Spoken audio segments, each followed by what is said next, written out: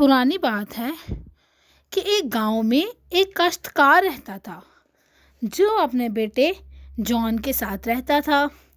اس نے ایک کتا پالا ہوا تھا جس کا نام ٹونی تھا۔ وہ ٹونی کا بہت خیال رکھتا اور ٹونی بھی ہمیشہ اپنے مالک کا وفادار رہتا۔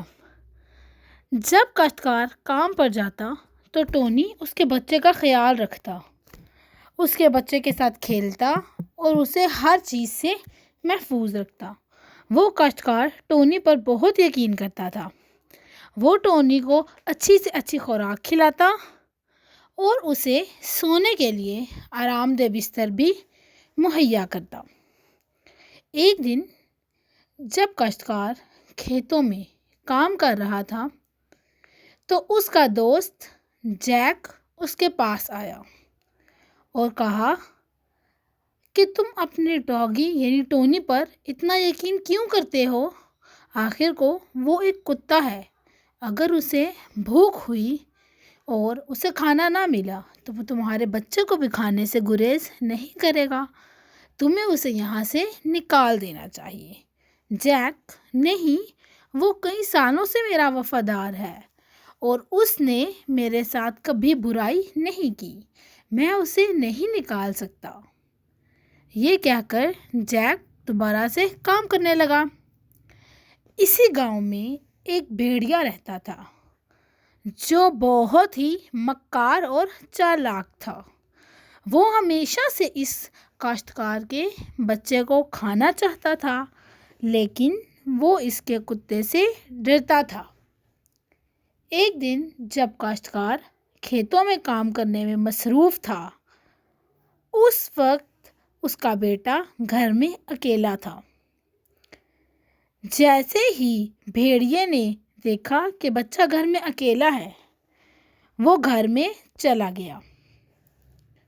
کچھ دیر بعد ٹونی نے بھیڑیے کو گھر میں جاتے دیکھا تو فوراً اندر گیا۔ اس نے دیکھا کہ بھیڑیا بچے پر حملہ کرنے لگا ہے، پر اس سے پہلے کہ بھیڑیا بچے پر حملہ کرتا، ٹونی نے بھیڑیے پر حملہ کر دیا اور اسے مار گرایا۔ ٹونی بھیڑیے پر حملہ کر کر باہر آ گیا۔ تب اچانک کاشتکار نے ٹونی کو باہر آتے دیکھا اور دیکھا کہ اس کے منہ پر خون لگا ہے تو وہ پریشان ہو گیا۔ اسے یہ وہم ہو گیا کہ شاید ٹونی نے اس کے بچے کو کھا لیا اور اس کے دوست کی بات سچ ثابت ہو گئی۔ وہ پچھتانے لگا کہ اس نے اپنے دوست کی بات مان کر ٹونی کو دور کیوں نہیں بھیجا، لیکن اس نے بغیر سوچے سمجھے کتے پر حملہ کر دیا اور اسے مار ڈالا۔ جب وہ اندر گیا تو دیکھ کر حیران رہ گیا کہ اندر بھیڑیے کی لاش پڑی تھی اور اس کا بچہ صحیح سلامت کھڑا تھا۔ تب اسے اس بات کا احساس ہوا کہ ٹونی نے اس کے بچے کی جان بچانے کی خاطر بھیڑیے پر حملہ کیا اور اس کے منہ پر لگا خون بھیڑیے کا تھا، لیکن اب اسے اپنے کیے پر پچھتاوا ہو رہا تھا کیونکہ اس نے اس کی غلط فہمی اور جلد بازی کی وجہ سے اپنا بہت بڑا نقصان کیا اور اس نے اپنا ایک وفادار دوست کھو دیا۔